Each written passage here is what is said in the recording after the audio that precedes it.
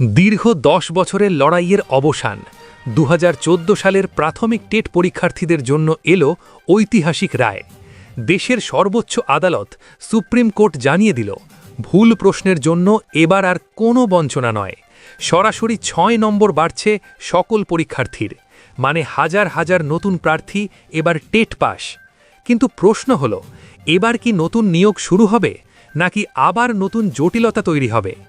আজকের এই রিপোর্টে আমরা বিস্তারিত জানব এই রায়ের আসল প্রভাব, কারা লাভবান হবেন আর পরবর্তী পদক্ষেপ কি হতে চলেছে।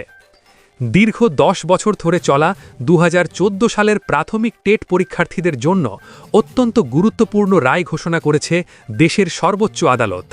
পশ্চিমবঙ্গ প্রাথমিক শিক্ষা পর্ষদের ২০১৪ সালের টেটের বিজ্ঞপ্তি অনুযায়ী ২০১৫ সালে মূল পরীক্ষাটি অনুষ্ঠিত হয়েছিল।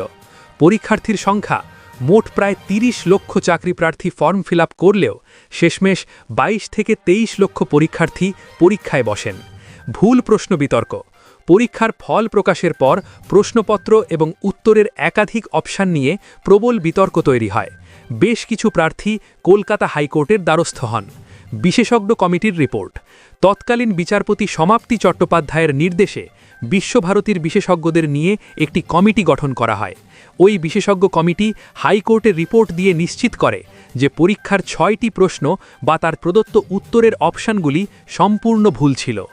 কলকাতা হাইকোর্ট থেকে সুপ্রিম কোর্ট। মামলার গতি প্রকৃতি।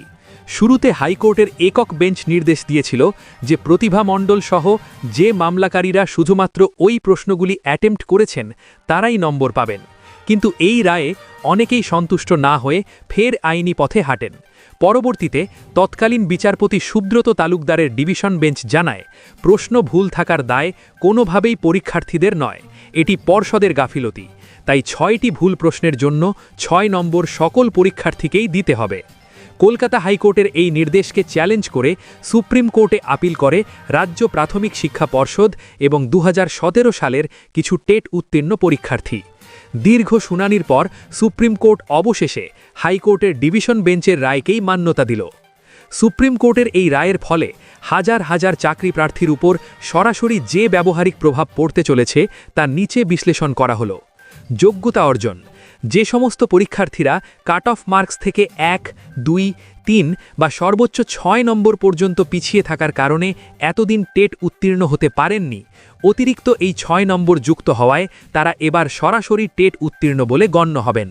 নিয়োগ প্রক্রিয়ায় অংশগ্রহণ। টেট উত্তীর্ণের শংসাপত্র হাতে পেলে এই প্রার্থীরা আগামী দিনে প্রাথমিক শিক্ষক নিয়োগের ইন্টারভিউ বা অন্যান্য প্রক্রিয়ায় সরাসরি অংশগ্রহণ করার আইনি অধিকার পাবেন। মানসিক স্বস্তি ও জট মুক্তি। ১০ বছর ধরে চলা এই টানাপড়নের অবসান হওয়ায় পরীক্ষার্থীরা যেমন স্বস্তি পেলেন, তেমনি পর্ষদের পক্ষেও আগামী দিনে নিয়োগের ক্ষেত্রে আইনি জটিলতা অনেকটাই কমল। সর্বশেষ আপডেট ও পরবর্তী পদক্ষেপ। সর্বশেষ তথ্য অনুযায়ী সুপ্রিম কোর্টের এই রায়ের পর পশ্চিমবঙ্গ প্রাথমিক শিক্ষা পর্ষদকে WBPE-কে দ্রুত নতুন করে পদক্ষেপ নিতে হবে। যেহেতু অতিরিক্ত ৬ নম্বর যুক্ত হওয়ায় প্রচুর নতুন পরীক্ষার্থী পাশ করবেন, তাই পর্ষদ কিভাবে তাদের পরবর্তী নিয়োগ প্রক্রিয়ায় অন্তর্ভুক্ত করবে বা সংশোধিত শংসাপত্র কবে প্রদান করবে, এখন সেদিকেই নজর সকলের। এর আগে হাইকোর্টের নির্দেশে অনেকেই এই ভুল প্রশ্নের নম্বর পেয়ে চাকরি পেয়েছিলেন। এবার বাকি যোগ্য প্রার্থীদের জন্য পর্ষদকে অফিসিয়াল বিজ্ঞপ্তি প্রকাশ করতে হবে।